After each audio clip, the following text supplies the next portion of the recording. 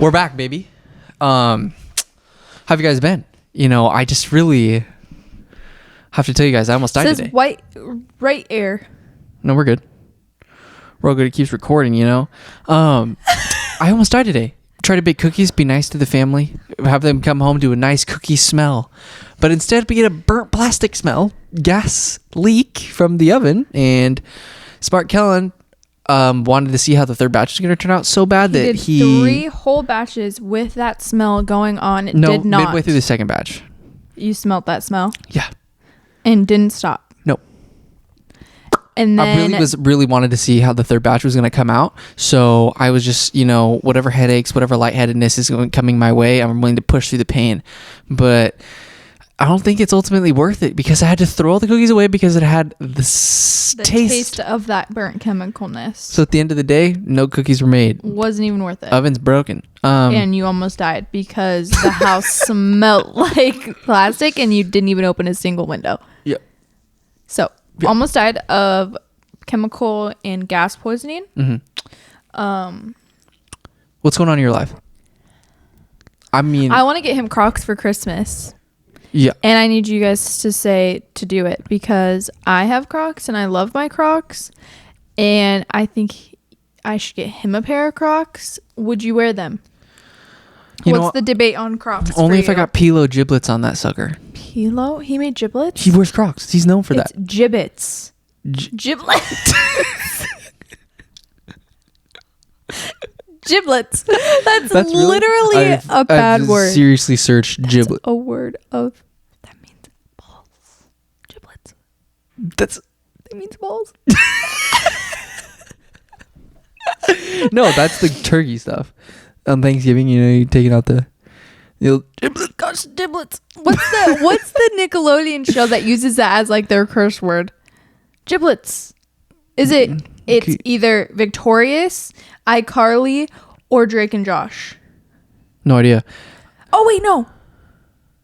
Maybe it's Hannah Montana. I don't know. Okay. Oh yeah. I think it's Hannah Montana. Hannah Montana? Maybe. Yeah. She was like, darn. I don't know. All I know is that clacker that we talked about last time, it is clutch. You know how much easier I can sync up my audio instead of 2 claps because Bianca's always a clap behind, so it's always like, nope. And this one just one solid crack, so I can put it all together. It's pretty sweet. Pretty cool. But I would totally get you some Pilo giblets. I want some giblets. I've already been looking at cool giblets that I would put on there. Like I would load that shit up on giblets for you. I say get you. Would you wear them? Giblets. Crocs. Crikey. I have to ask him this on the pod so he'll actually pay attention because if I did this in real life, he wouldn't. They have these Birkenstock ones that look kind of cool. Like what? Birkenstock Crocs? Yeah. What? Yeah. Show me. After. No, look them up right now. Right now. Just really fast. You didn't watch the fights with me, right? No. We're gonna get into the UFC stuff. This is a big card. Free. UFC. Babies. I made a babies. I need more cowbell. Remember? I'm looking them up myself. A prescription. I'm looking them up myself. Wait, no. I got a fever, and the only prescription is more cowbell. Cowbell. That was pretty good. I'm not gonna lie. So UFC 227 is free, guys. I have to wake up at the whopping hour of 7:30, but Kellan's used to it now because of school. I have to get up early, but still, that's the last thing I want to do on a Saturday morning. But it's gonna save me $70, so it is what it is, and it's gonna be in Abu Dhabi. This is. We literally talked about the. I'm telling you right now, Croc Birkenstocks, not a thing. No, they're like slides. They're like slides that you put. They're just slides that are Crocs. No. They have that doesn't matter right now. I'm just telling you it's not a thing. This could be the card of the year for multiple reasons. It has probably the best main card. You have Jan Blachowicz. You have the 2 title fights, Islam versus Hooker. Martin Tybura versus Alexander Volkov. Li Jingliang versus Hamzat. Hamzat's coming back. The producers for the You're so funny. the embedded series must be overwhelmed because there's just so many guys that I feel like a ton of people want to see, and Hamzat wasn't even on the first episode, on the second episode, but you haven't heard anything from Hamzat, and I was really interested to see what he had to say in episode 2. Just given the fact that he's had to go through so much with COVID-19 and not being the same. What? Those are I like the white ones though. I was gonna say I like white, but I thought you wouldn't like those. No, white are sick. So like you can literally put them in there too. Yes. So you'd rather have slides over the closed-toed Crocs? Mm-hmm. Really? Yes. Good to know. Wow. They're pretty cool. Yeah, they are. Okay. UFC 267 gonna be the best card of the year. Bianca's not gonna be with me. She didn't watch the fights with me last weekend. The last weekend's fights, I have tons. Do you want to get into impact performers from last? Yeah, I do. I want to get into impact performers from last because I have some guys that are must-watch people from this point forward. If you didn't even watch the card, you didn't even need to watch the main event to be entertained, to get your fight fix. Because Jonathan Martinez versus Zviad Lavashvili, what did I say? It's gonna be fireworks. 100% was fireworks. And what did I say? If Jonathan Martinez keeps it on the outside, he's gonna win handily, and that's what he did. Zviad, he took the fight on short notice. Obviously, he's gonna come back better than ever. But I feel like Jonathan, you did super good at calling that fight last weekend. Of calling a lot of the things that happened. Jonathan Martinez was a stud, but Zviad, he showed a lot. He's so good on the feet. He just couldn't get the fight to the ground, and that it's just a testament to how good Jonathan Martinez is. You can tell that he's had way more experience against top level fighters.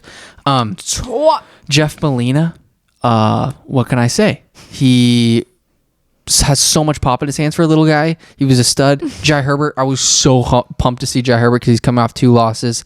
His boxing is so crisp and clean, and versus Common Worthy, it sucks Common Worthy's on a 3-fight skid now, but I was really happy to see Jai Herbert because he's had some really freaking tough opponents, but he finally got a dub. Common Worthy, he'll be back, bro. He's fine. And then Jamie Pickett got a dub. He will be. Common Worthy, he's a beast.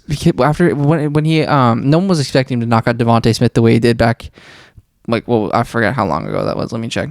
It was that was back in 2019, and he beat Luis Pena. He does a comeback victory. He lost to Ottman, Ozaitar, Jamie Marlaki, and Jai Herbert. Those are all top level guys, so he's gonna be fine.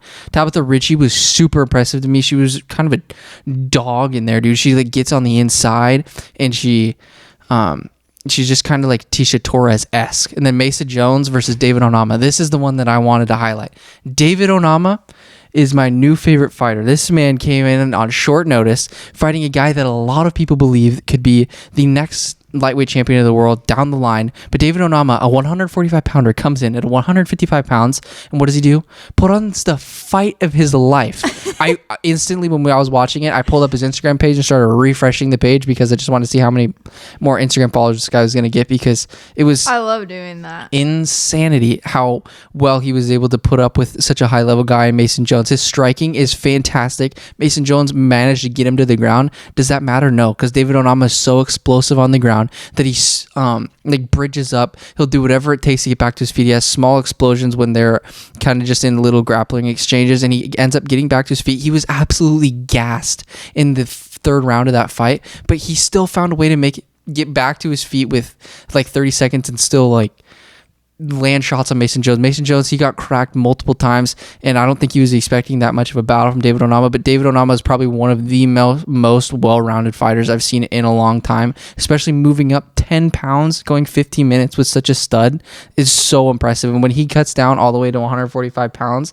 he's going to be an absolute problem because he has the attributes to be an absolute stud there, because he has the length and the just technical ability to hang with top level strikers, but guys that want to change levels on him and kind of make it more of a grimy fight, he has more than enough ability to make a fight out of it on the ground. So he's so good. He's probably one of my favorite fighters to watch. Now watch out for David Onama. He's going to be so unbelievable. He's going to have a quick rise.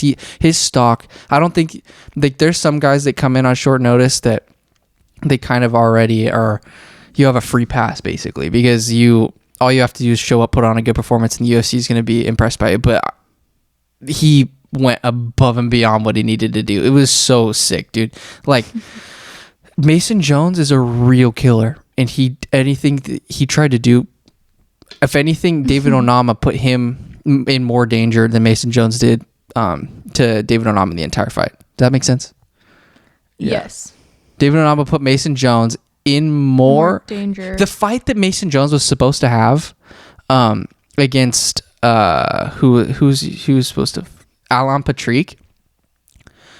No offense to Alan Patrick or anything, but Mason Jones would have probably ran through Alan Patrick because based on their last fight that was a no contest, he was destroying Alan Patrick.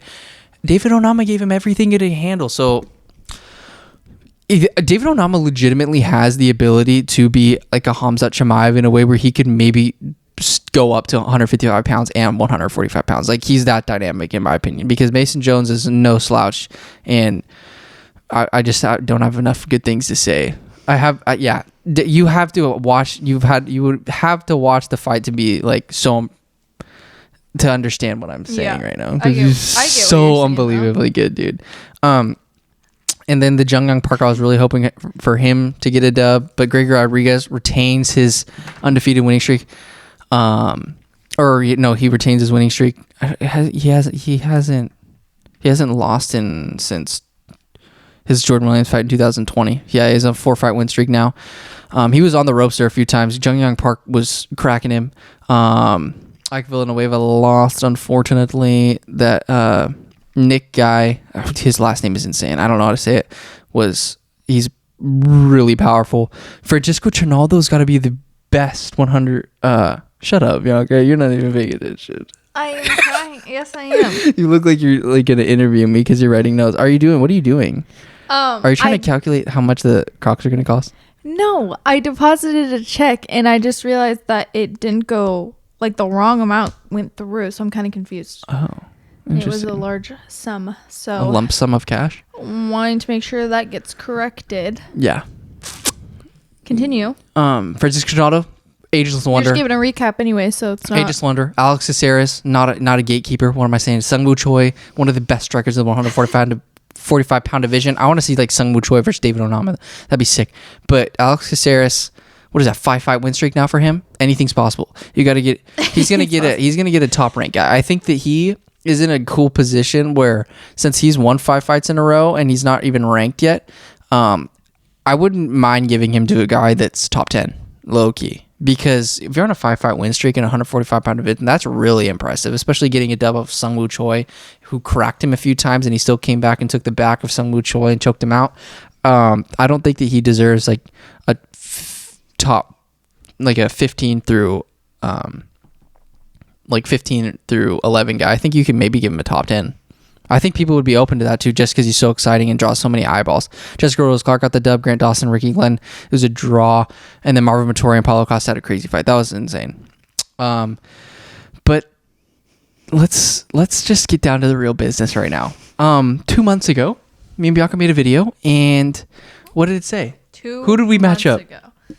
I honestly don't remember their name. Ilia they Topuria. were like, Ilia Topuria, and then I don't know the Movsar Evloev. Boys. Moyev. How do you spell that? Evloev. Movsar Evloev. Evloev. Evloev. EVLOEV or something. Evloev. Yeah, Movsar. It's happening. This fight, somebody's winning streak is on the line, and I could not be more Someone watched our video at UFC and put them together. I mean, I wouldn't doubt it, just based on my... It has a lot of views. Just based on my knowledge of the sport and my big following now, I wouldn't be surprised if they just found it and You're so stupid. said, this kid's right. We need to match this. This kid is so If you want to have a fight of the night, fight of the year candidate, make this fight. Movsar, I just don't understand. I'm not fully sure about how this fight is going to go down. All I know is I just don't see it going to be these guys, their finishing abilities of Ilia Topuria, concrete in his hands, like I say every single time. His ground game, he freaking Ryan Hall couldn't get him to the ground. I mean, and Ryan Hall's one of the best jiu-jitsu practitioners on the entire planet. Couldn't get Ilia down. Movsar was Evloev, insane. is Movsar gonna? I just really want to see his approach he's gonna take, because he can pick people up and slam them on their noggin, and like he did to Akeem Dawodu, even though Akeem Dawodu actually cracked him at the end of their fight. But I just don't know what kind of approach. I'm leaning heavily towards Ilia Topuria in this one, just off the striking advantage that he has, and also if that fight goes to the ground, I just think he has the ability to get back up to his feet. And what I've seen from Ilia Topuria is he doesn't get that tired. And at Movsar Evloev, he in his fight against Akeem Dawodu, he gassed out a little bit at the end. So I just think Movsar could gas out, and that could ultimately lead to his demise, and then Ilia could get a finish. But I was so pumped when I opened my phone in the morning. I was like, did they actually do this? I had to check Tapology multiple times, because sometimes some of these people post things and then they end up not actually happening, because Ricky Simone had a fight that against, I think they matched Ricky Simone up with Timur Valiev, but that never actually happened. So I was just making sure this is a legit thing, and it is. It is a legit thing. It's gonna happen at UFC 270. I mean, we're looking. It's gonna be happening next year, right? So we have a while, but I just hope nothing happens to this fight, because this is absolute gold matchmaking. And even though these guys are, I think. Let me see here. Featherweight. I think they still should be where I originally had them. Are they still at 14 and 15 or 13 and 14 in terms of the rankings? They still should be in the same-ish area. But the winner of this one could propel themselves right up into the top as a... No, let's see. Movsar moved up to 13. And what is this? What is this I see? He's not even in the top 15. Did Alex Caceres take Ilia Topuria's spot? Oh. Interesting. Shane Burgos is still in the... Ilia Topuria is not even in the top 15? That's crazy to me. What? Is that wrong? Ilia Topuria isn't in the UFC's top 15 rankings? You've got to be absolutely... Are we sure he's a featherweight? Yeah. He wouldn't be fighting Movsar if he wasn't. The only thing I can think of is he's in a different category. So we've got Alex Caceres at the 15 spot, Shane Burgos at 14. There's gonna need to be a little shifting going on here. Because if Ilia Topuria gets this dub over Movsar Evloev, do not be surprised to see him enter the top 10 and be a lock there, because it's only a matter of time before this man gets a title shot. And I just am at a loss as to why you have Alex Caceres, Shane Burgos in there. Shane Burgos on 2-fight losing streak. He's lost to Josh Emmett, and he's also got knocked out by our boy Edson Barboza. And he's number 14, and you don't even have Ilia Topuria in there, who hasn't lost a fight in his entire career. What are we doing here? Another one that's going to be really good is I think they matched up Josh Emmett and Dan Ige. That's going to be a banger of a fight. We haven't seen Josh Emmett in a while since that Shane Burgos fight, but wow, I'm at a loss as to why Ilia Topuria is not in the top 15. That's no, it makes no sense. It's absolutely crazy. What he did to a guy that's considered to be one of the best BJJ practitioners, and granted, Ryan did have a long-ass layoff, but still, Ilia Topuria dismantled him. Could not do anything.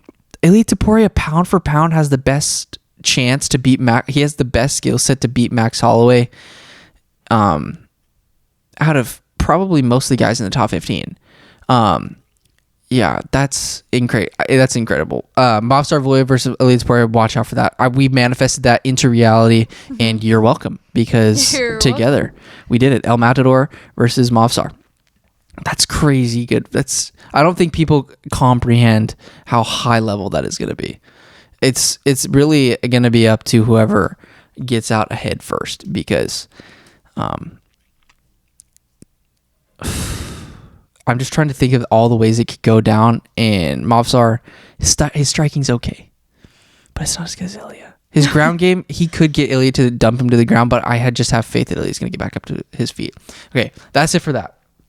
Okay, one more thing that I wanted to talk about really fast is I've been contemplating this, and I've been meaning to put it on an episode every single time that we've been doing it. But I wanted to, and I also want to get your guys' opinion. Anybody that's watching this, do you honestly believe that Giga Chikadze do you think that he actually has the ability to beat a Max Holloway or beat an Alexander Volkanovski? And when I'm thinking about it, is that Giga Chikadze presents an absolute nightmare for the current champion. And I think a lot of guys present nightmares for the champion. And we saw that kind of with the Brian Ortega, is that Brian Ortega, he's long, like Giga Chikadze. He's bigger. I mean, all these guys in the top 5, they're bigger dudes. Like, you just don't see a guy like Dan Ige who doesn't have necessarily the size attributes. It's just really hard to get into that top echelon of fighters of that division because they're such hybrids, because they're so strong. And then you get these guys that are just, that same can be said at the like bantamweight division, guys that just are blessed with different kind of frames. They're just so much, they just are at such a bigger advantage than other guys. But I just don't think that Giga Chikadze could beat a Max Holloway. I personally don't think anybody in the top 15 can beat Max Holloway, but I do think that somebody, you're just a Max Holloway stan, like number one fan. No, but I just don't think that a Giga Chikadze could even come close to beating a Max Holloway. His chin's too good. He could fight at lightweight easily and compete with the best of them. I just don't think that anybody can beat him. That being said, if anybody else gets the belt, if anything were to happen to Max Holloway and he's out for an extended period of time after the Yair fight, after he beats Yair, if he has a freak injury or something, that belt is up for grabs. Giga Chikadze could very well become the champion if he has to fight Alexander Volkanovski. Nothing against Alexander Volkanovski, but just Giga, he knows what he's doing on the feet, and he is very competent on the ground. And I think his kind of reach and just high level striking will ultimately be an issue for Volkanovski, because Volkanovski struggled so mightily in that second fight against Max Holloway. So yeah, that's what I want to say on that. I just don't think a Max Holloway can get beat by anybody in the top 15. Obviously anything can happen. There's a puncher's chance in every fight, but 9 times out of 10 I'm going to take Max Holloway over everybody else in the division. Not 10 out of 10 times, dude. But the fact that Ilia is not in the top 15 blows my marbles. Okay, now guys, let's get into some of really quickly. Trayshawn Gore versus Pooh Bear got announced. That's money. That's a money fight. So excited. That was going to be the final. I'm a huge Pooh Bear fan. You're a big Pooh Bear guy. Yeah. That Gilbert Urbina fight was really good. Gilbert, props to him for stepping up on short notice. But Trayshawn Gore's an absolute issue. And when he enters, but I hate him. Yeah. There's a lot of fighters I hate too. I'm just kidding. I don't hate him. I just thought he was really cocky during the show. I mean, I'm not going to disagree with you. I'm not going to agree with you, but I'm not going to disagree with you. I'm not disagreeing. But Trayshawn, all I know is that guy is one of the scariest men that has ever been on The Ultimate Fighter, and he can put anybody's lights out. Like we saw with in his fight against Ryder Newman, and then who else did he fight? Oh, yeah, Gilbert Urbina. He knocked Gilbert Urbina about 3 times in his fight. I just don't think that Brian Battle is going to have the chops to beat Trayshawn. I don't think anybody on that show could have beat Trayshawn.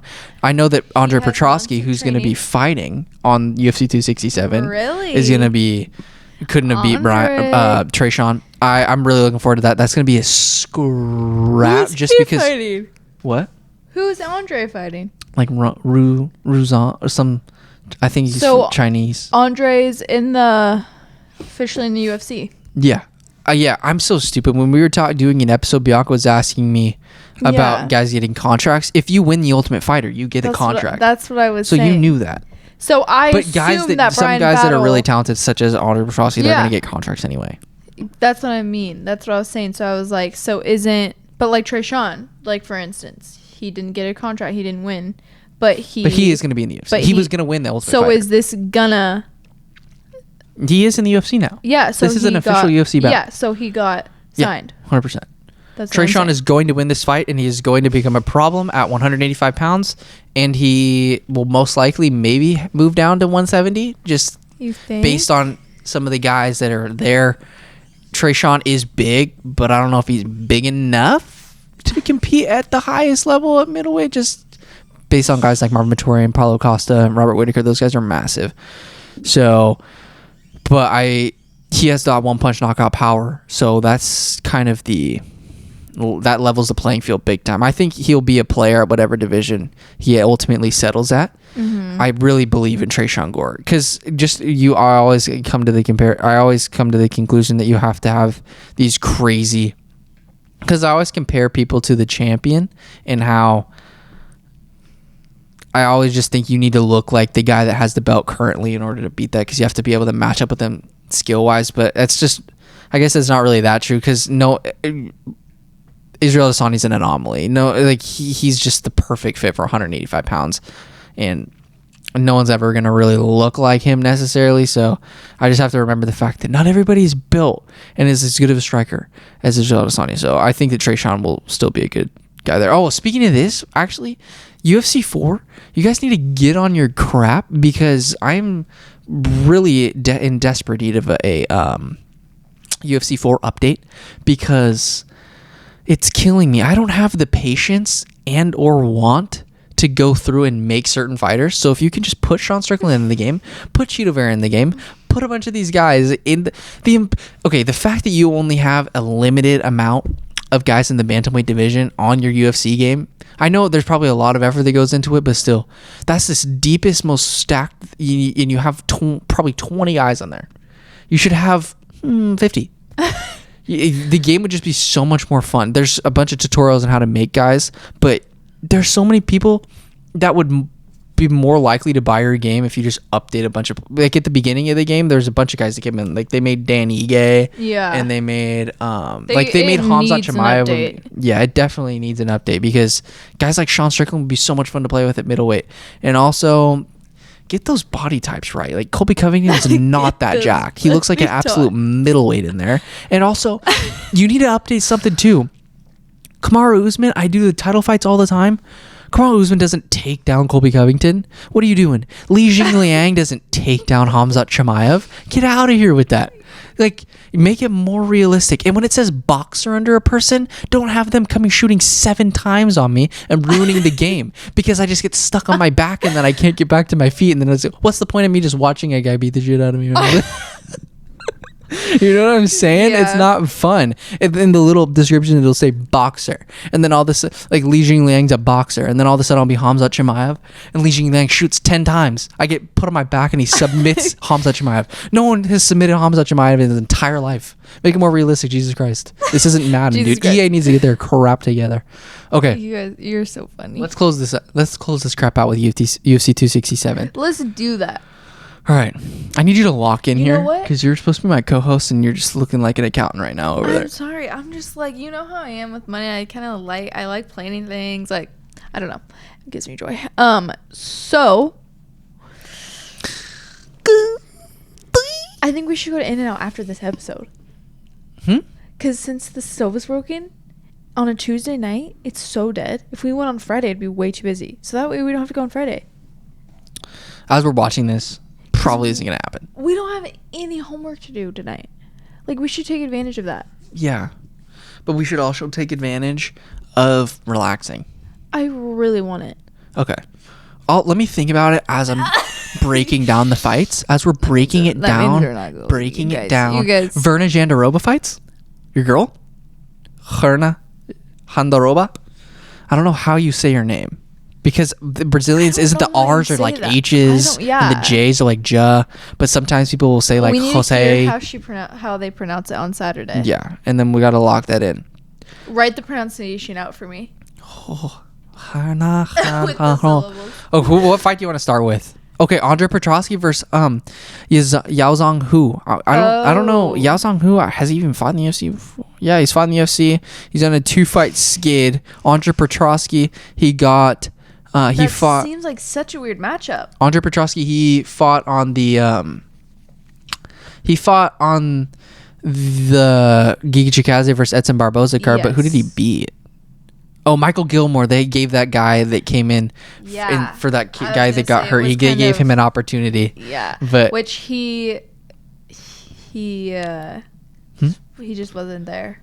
Michael? Yeah.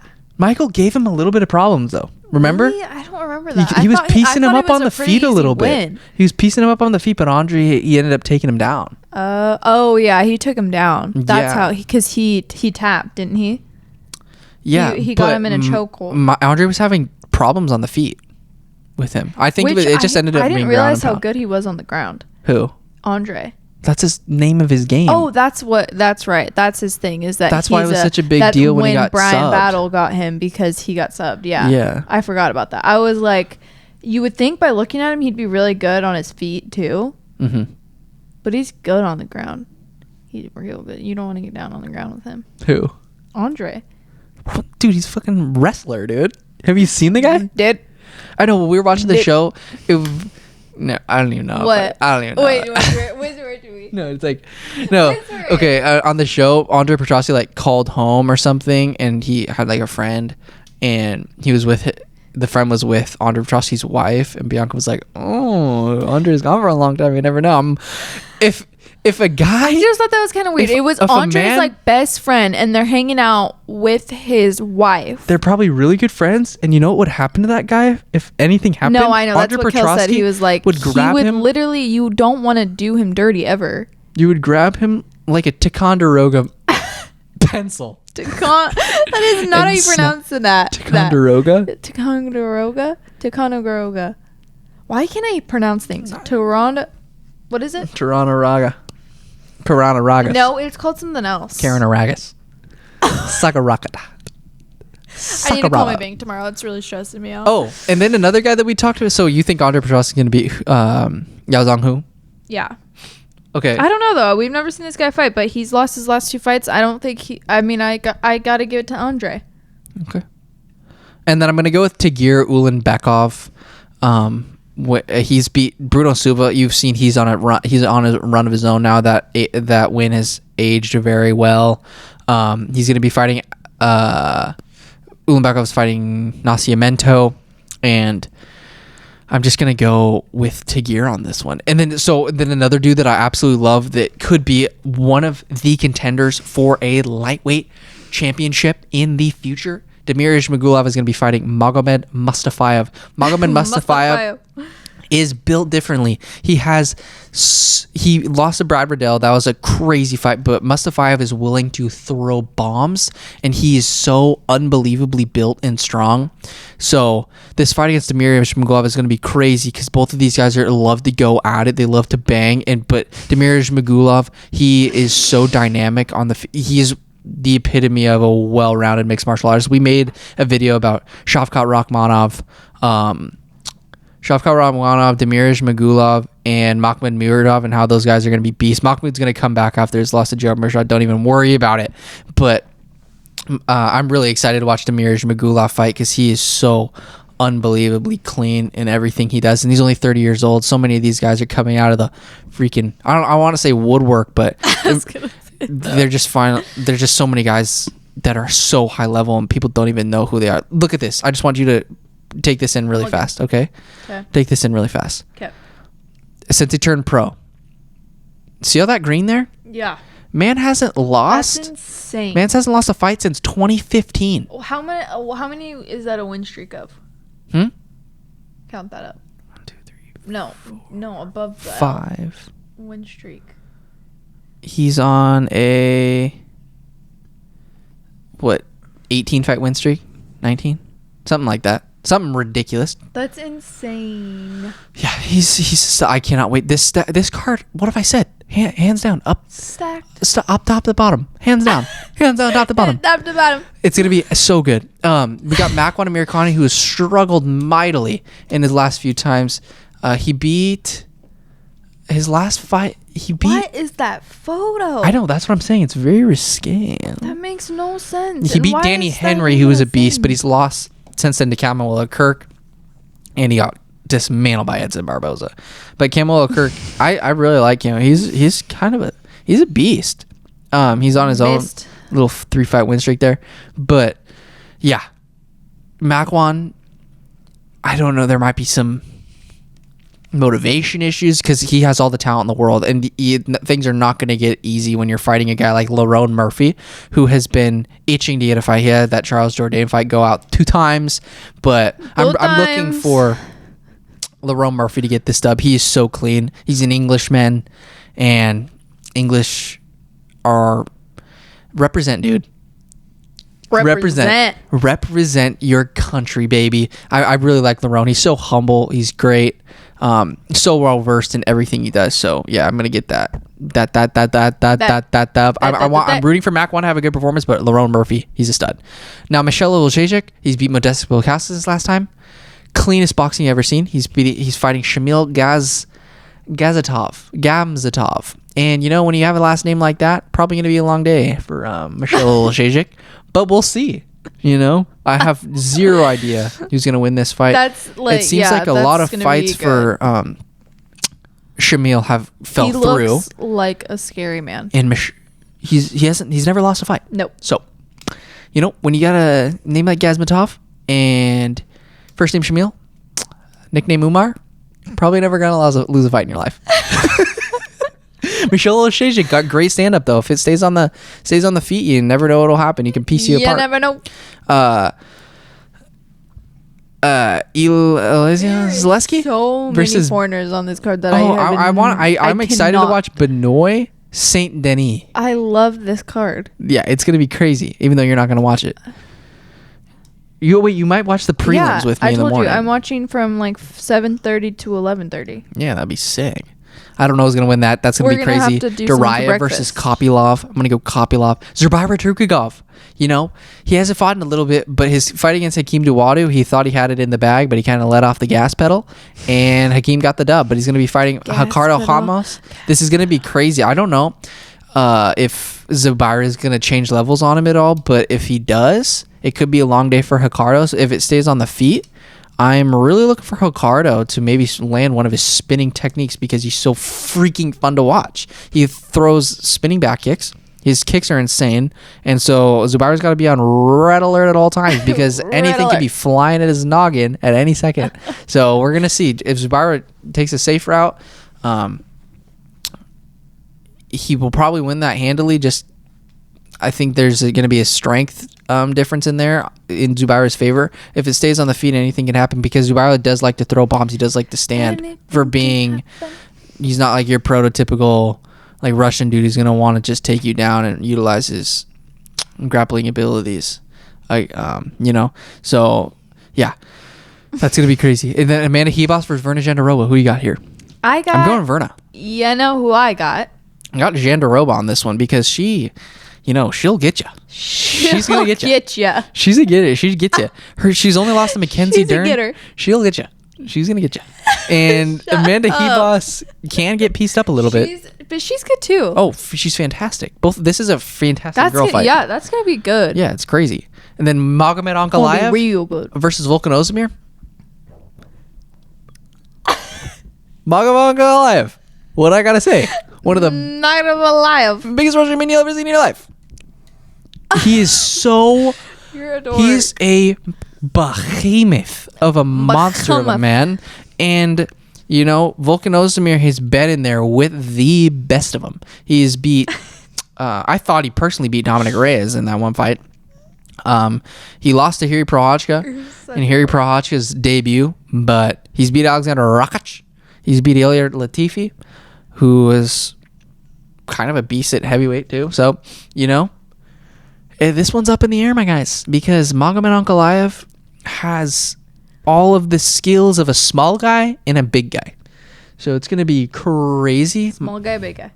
He's a small guy in a big man's body. He beat Nikita Krylov and Ian Kutelaba twice. He's beat Dalka Lujambula, who has one of the best physiques in the UFC. Klitzen Abreu. Yeah, dude. He's beat Marcin Prachnio. Yeah, dude. This is going to be such a great card. Magomed Ankalaev is going. I think he's going to get this dub over Volkan. Okay, now let's get to the main juice here. Yes. Li Jingliang versus Khamzat Chimaev. We're going to see Khamzat Chimaev come in here and absolutely insert himself into the conversation of being a stud, because did people forget? I think people might have forgot how good Khamzat is. I'm really interested to see how he does after his bout with COVID-19. This is a 170-pound fight. Li Liang is he's really good. He's surprised. The first time I watched him fight was in the Santiago Ponzinibbio fight, and he caught Santiago. And since then, Santiago's looked really good against his fight against Miguel Baeza. Also, Mom, I'm sorry. Talking fast. She told me to slow it down last time. Really? Yeah. I'm sorry. I know. When you get into it, you go fast. Yeah. It is what it is. I was watching Ariel Helwani the other day, and he was drawing a blank, and I was like yelling through my phone, Amanda fought Megan Anderson. He was blanking on the fact that she fought Megan Anderson. But yeah. Wow, so you could take I can take his job. Yeah. Basically, Khamzat's going to run through Li Liang, in my opinion. Khamzat is so over. His shadow boxing is just terrifying to watch, and then just knowing the fact that he can do whatever he wants to on the ground just solidifies all my thoughts that he's going to win this fight. He's the number 34 middleweight according to Tapology. He's the number 1 welterweight and the number 1 middleweight in my opinion. Dang. In my opinion, he'll beat anybody. He can go up to 205 and still beat people. So Khamzat, he's the man. Alexander Volkov, I think he's going to keep Marcin Tybura at bay here.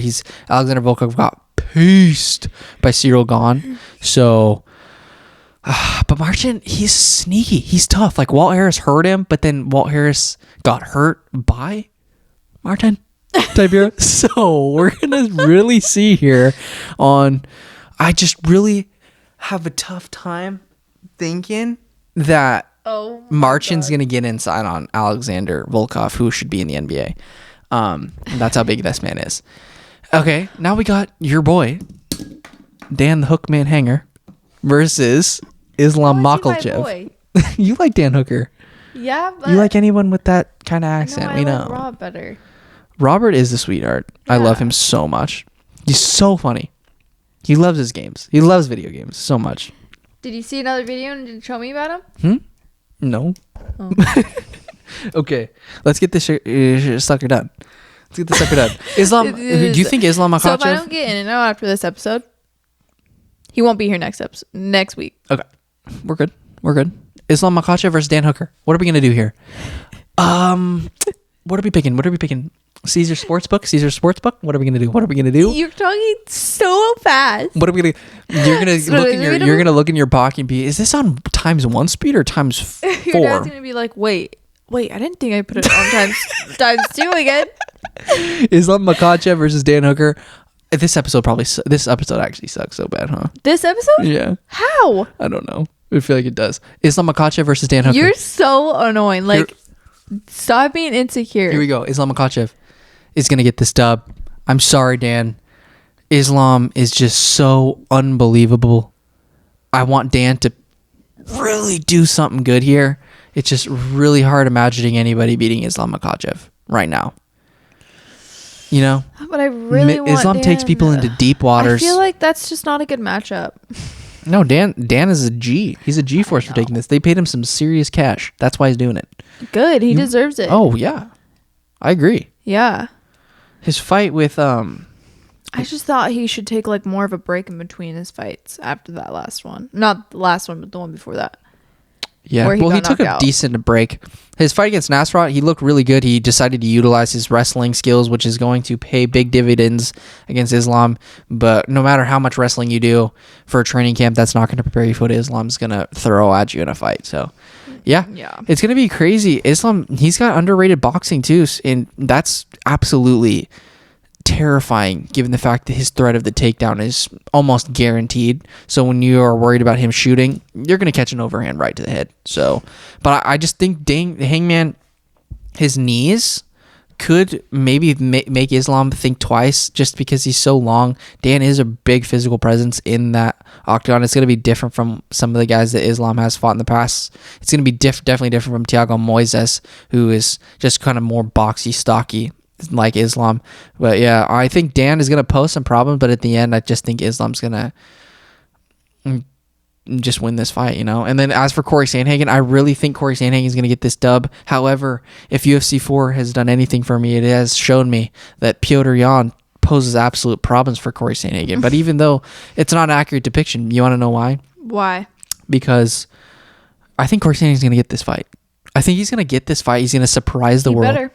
Petr Yan is a absolute manimal, but Corey Sandhagen, there's just something about that dude when you hear him talk and when you hear him say things and you see his goals written down on the whiteboard in his house that I saw it embedded. You're just like, this is the dude. This is a champion right here. That I like him actually. Yeah, I like him a lot. I think Corey's going to get this dub via submission. I think it's going to be a 4th round submission. I think Petr is going to win the first 2 rounds. I think Corey's going to hurt him in the 3rd round, and then Corey's going to lead that momentum into the 4th and beat Petr. Even though Petr is kind of a slow starter, so everything I could have just said is going to be so wrong. But Petr definitely turns it up. He gets pieced up a little bit at the beginning. He did it against Jose Aldo and stuff. But yeah, I think Corey's going to get this dub, and I'm going to stand by that 100%. So, Petr Yan, congrats on being the interim champion. No, I'm riding and dying with Corey Sandhagen. I think he can really do it. He beat TJ Dillashaw. Did I tell you that? Did I tell you? I think he beat TJ. Okay. Yep. It's a sore subject for us. All right, we're going here. Glover Teixeira, I would really like to see a strapped around that guy. A strap on? Strap on. Yeah. I want to see that guy strapped on. And then we're going to get a strap on for that guy. Glover Teixeira is going to get a dub here. His boxing, he looks so clean. Yan, though, too, I love Yan. But Glover's chin, it's basically hitting the side of a mountain. I want Yan to win. I think Yan... Okay, are you going to go with Yan and Yan? Because there's a definite possibility that Yan and Yan are going to win. I'm going Yan and Sandhagen. Okay. Not Petr. Not Petr. All right, not Petr. I'm going to go Glover and Sandhagen. I'm going to go underdogs on here. I really like Yan, but I just really want to see Glover Teixeira's journey end at the pinnacle. And then just call it quits. That's true. Man's is how old? He's Francisco Trinaldo 50? age here. I'm just kidding. He's 41. Francisco Trinaldo's older than Glover Teixeira. Wow. Yep. His name is the Brazilian football. I forget about that. That's so funny. Why? Because it's so accurate. Yeah. He's got that noggin. And that like noggin's hard to everyone knock knows out. who Pitbull is, that he can literally use that as his nickname. Oh, you're talking about Mr. Worldwide. Yeah. The Brazilian Pitbull. I'm thinking more dog. We need to clear that up. I was thinking Which dog. Is it? I'm thinking the Brazilian Pitbull. I'm really thinking that he's not naming his fighter nickname off of a Latin pop star. But he looks like Pitbull. No, you're not wrong. Looks just like Pitbull. 100% not wrong. That's why I thought that. Like, if he had hair and he looked a little different, I would assume it was the dog version. 100% he looks like Pitbull. A Brazilian Pitbull. Look up Pitbull.